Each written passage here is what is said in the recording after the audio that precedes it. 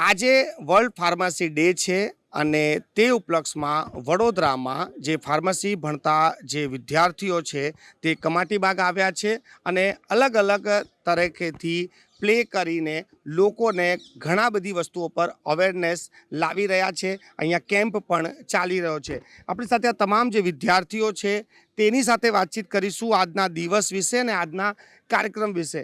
આ જે દિવસ છે એ આ શું છે અને કેમ સેલિબ્રેટ કરી રહ્યા છો? આજે વર્લ્ડ ફાર્માસિસ્ટ ડે છે અને અમે લોકો અહીંયા કમાટીબાગ આવ્યા છે. અમારા પારુલ યુનિવર્સિટીએ free health care checkup camp ગોઠવ્યો છે અને સાથે સાથે અમે બધા જે બીમારીઓ ડેન્ગ્યુ છે, ચાંદીપુરા વાયરસ છે, મલેરિયા છે એના પર અહીંયા અવેરનેસ કરવા આવ્યા છે. તો આજે બધાને જાગૃતતા ફેલાય એ જ અમારી મોટો છે. આપ શું કહેશો આજના દિવસ પર? આજનો દિવસ એટલે દર વર્ષે કરે છે અમે આ પારુલ યુનિવર્સિટી તરફથી ફાર્માસિસ્ટ ડે પર. દર વર્ષે કમાટીબાગમાં હેલ્થ કેમ્પ હોય જ છે અને અહીંયા અમે જે બી કમાટીબાગમાં જે બી સવારે જાગૃત નાગરિક આવતા હોય અહીંયા એમને અમે વધારે બીમારીઓ માટે અને એમના હેલ્થ માટે જાગૃતતા ફેલાવીએ છીએ. જેમાં BMI, પછી BP, ડાયાબિટીસ, બીજી અલગ અલગ બીમારીઓ માટે અમે અહીંયા જાગૃતતા ફેલાવીએ છીએ અને હેલ્થ ચેકઅપ કેમ્પ કરીએ છીએ. આજે તમારું જે ફાર્મસી સેક્ટર છે અત્યારે જે ફિલ્ડ છે એના વિશે કંઈ કહેશો કે આ અત્યારે આનું ફ્યુચર કે આનું ભવિષ્ય કે આનું આગળ શું થઈ શકે આના વિશે કંઈ? અમે અહીંયા જેટલા બી આવ્યા છે એ બધા ડૉક્ટર ઓફ ફાર્મસીના વિદ્યાર્થીઓ છે. ફાર્મ ડી અને મતલબ એ એક ક્લિનિકલ ફાર્માસિસ્ટ કોર્સ છે જેની અહીંયા એટલી બધી હજી વેલ્યુ નથી. બહાર હજી આનાથી વધારે વેલ્યુ છે. પણ કેમ અહીંયા એવું છે? આજે તમે સેક્ટર જે પસંદ કર્યો છે મેડિકલ સેક્ટરમાં કે MBBS કે MD કે અન્ય આ જે ફિલ્ડ છે એને કેમ અહીંયા આટલું પ્રાધાન્ય નથી? પહેલાં એ વિચાર હતો કે B.Pharm કરીશું એટલે બેચલર ઓફ ફાર્મસી કરવાના હતા, પણ પછી ખબર પડી કે એનાથી બી એક સારો કોર્સ છે 6 વર્ષનો ડૉક્ટરેટ કોર્સ, એટલે આ કોર્સ લીધો. આપ શું કહેશો આજના આ દિવસ પર કેમ સેલિબ્રેટ કરવામાં આવે છે આજનો આ દિવસ? જો ઘણા વ્યક્તિઓ અમે એવા બી જોયા છે જેમને અમે હમણાં જેવી રીતે આવતા હતા તો અમને ખબર પડી કે ઘણા નાગરિકો એવા હતા જેમને કોઈ દિવસ એમનું ટેસ્ટ કરાયું જ નહીં. તો અમે આવતા એમને બી કીધું કે એકવાર તમે ટ્રાય કરો, કોશિશ તો કરો કે શું આવી શકે, તમને તમારું BP આવી શકે, તમને ખબર પડે. તો એ રીતે એમની દવાઓ ચાલુ થઈ શકે. ને અમારું જે કોર્સ છે એના રીતે છે કે અમે જોઈએ કે શું ડિસીઝ છે, શું રોગો છે, એના પ્રમાણે અમે સહી દવાઓ આપીએ. ને ફાર્મસી ને એમનામાં ફરક છે કે ફાર્મસી જે હોય છે તો એ ખાલી દવાઓ આપી દે છે, પણ અમારે એ જ દવાને એના રોગ પ્રમાણે જે નાગરિક હોય એને જાણકાર કરવી કે આ દવા આ ટાઈમે આવી રીતે લેવાની છે અને આ રોગમાં લેવાની છે. જો અગર કોઈ ખોટું હોય કે આ દવા નહીં બરાબર તો અમે એમના માટે બી એમને જાગૃત કરવા રાજી છે. એટલે હું સામાન્ય ભાષામાં પૂછું તો ફાર્મસી એ છે જે ડૉક્ટરની લખેલી દવા આપે અને તમારું કામ બતાવવું પણ હોય છે. અમારું કામ બતાવવું પણ હોય છે ને અમે ડૉક્ટરને પણ જઈને કહી શકીએ છીએ. અમે એવું છે કે ડૉક્ટર અને ફાર્મસી વચ્ચેની બ્રાન્ચ છે કે એ બંનેને મળીને અમે વચ્ચે આવીએ કે અગર ડૉક્ટર લખી રહ્યો છે કોઈ બી પ્રિસ્ક્રિપ્શન તો અમે એને કહી શકીએ છીએ કે અગર આ ડોઝ ખોટો છે કે કોઈ આડઅસર થઈ જાય પેશન્ટમાં તો આડઅસરના બારામાં બી અમે કહી શકીએ છીએ કે આ આડઅસર થઈ તો તમે આ દવા ચેન્જ કરો. ને એ પ્રમાણે અમે અમારા હોસ્પિટલમાં એવું ચાલુ બી છે. ને ઘણી વખતે રિપોર્ટ બી થાય છે કે જે રીતે કોઈ આડઅસર થાય તો એને રિપોર્ટ કરવું ફરજિયાત હોય છે. તો એ અમે ફરજિયાત રિપોર્ટ કરીએ છીએ અને આગળ મોકલીએ છીએ એ રિપોર્ટને આડઅસર. આ વર્ષો જૂની પરંપરા છે કે ડૉક્ટર દવા લખે ને દવાની દુકાનવાળા દવા આપે. હવે આ નવું આવ્યું છે કે અમે ડૉક્ટરને પણ કહી શકીએ કે આ દવા ખોટી છે. પરંતુ હવે જ્યારે ડિજિટલ યુગ છે, ઓનલાઈન બધું વેચાય છે, હવે તો ડૉક્ટર નહીં કશું જ નહીં ને ઓર્ડર કરો ને દવા આવી જાય.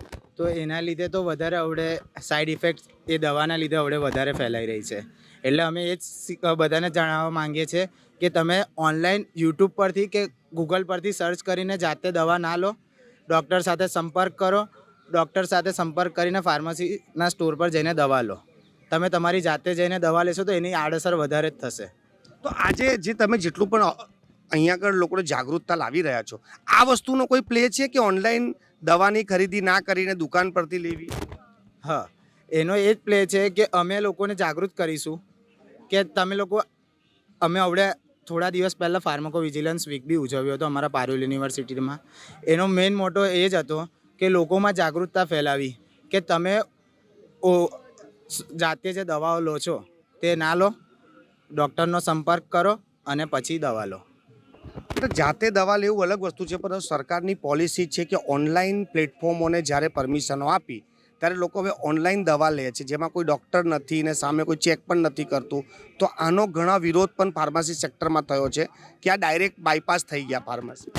એકચ્યુઅલી ઓટીસી મેડિકેશન્સ કહેવાય કે ઓવર ધ કાઉન્ટર ડ્રગ્સ છે જે આપણે ડૉક્ટરને બતાવ્યા વગર લઈ શકીએ છીએ, પણ ઘણી બધી વાર એને વધારે પ્રમાણમાં કે એને સાચી રીતે ના લેવાથી આડઅસર આપણા શરીરમાં થતી છે, જે આપણને હમણાં ના ખબર પડે, લાંબા ગાળે ખબર પડે. તો અમે જ જાગૃતતા ફેલાવવા માંગીએ છીએ કે તમે લો છો તો તમે ફાર્મસી સ્ટોરમાં જાઓ છો તો ત્યાંથી તમે બરાબર ઇન્ફોર્મેશન લઈને પછી દવા લો.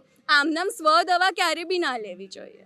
ઘણી જગ્યાએ એવું થઈ ગયું છે, સર્વે કરીએ ને તો રેન્ડમ 99% દવાની દુકાન પર લોકો જાય છે, પોતાને જાગૃત કહે છે અને દવાનું નામ બોલે છે અને એ લોકો આપી પણ દે છે. હા, એ જ પ્રોબ્લેમ છે જે અમે કહી રહ્યા છીએ કે એવું ક્યારે બી ના કરવું જોઈએ. હંમેશા ડૉક્ટર કાં તો કોઈ બી હેલ્થ કેર પ્રોફેશનલની ટીમ હોય એ લોકોને જાણકારી કરીને એ લોકો જે મુજબ કહે એ મુજબ જ દવા લેવી જોઈએ.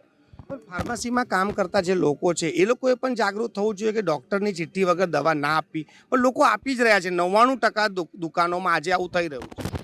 બહુ બધી વાર એવું થાય છે કે આપણે જોઈએ છે ઘરગથ્થુ લોકો દવા લઈ લે છે, એમને એવું લાગે છે કે પેરાસિટામોલ લીધી છે ફોર એન એક્ઝામ્પલ કે તાવ માટે આ જ લેવી જોઈએ, પણ એમને ખબર નથી કે આગળ આવવાવાળી આડઅસરો શું છે.